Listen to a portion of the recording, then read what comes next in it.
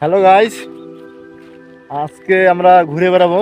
তো আজকে 1 মে বিশ্ব শ্রমিক দিবস। তার জন্য বাড়িতে আসি, তো একটা ব্লগিং আপনাদের কাছে শেয়ার করব।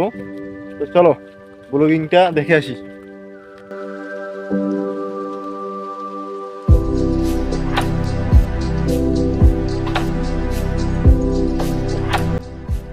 তো গাইস, মাঠে ঘাটে বেড়াচ্ছি।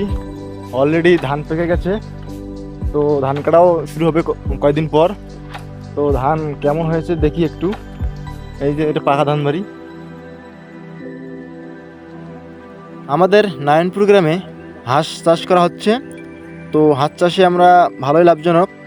এর মধ্যে মাংস ডিম উৎপাদন করে থাকি, কিন্তু এতে কোনো কিছুর অভাব থাকে না। যেমন মাংস ডিম ঘাটতি থাকেই না, আবার বিক্রি করতে পারি, তাতে অনেক ইনকাম হয়।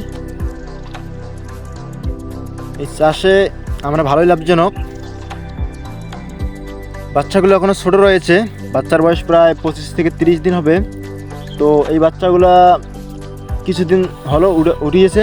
তো এর আগে এগুলো ছিল, তো ওগুলো বিক্রি করে দিয়েছে, তো ভালো ইনকাম হয়েছে।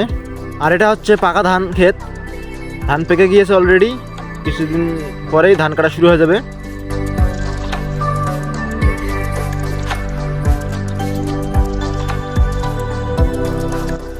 এই যে আমার দাদু ধান কাটতে যাচ্ছে। ধান কাটি করে দাও তুই ডাঙ্গা পাড়া ধান পাকিছে।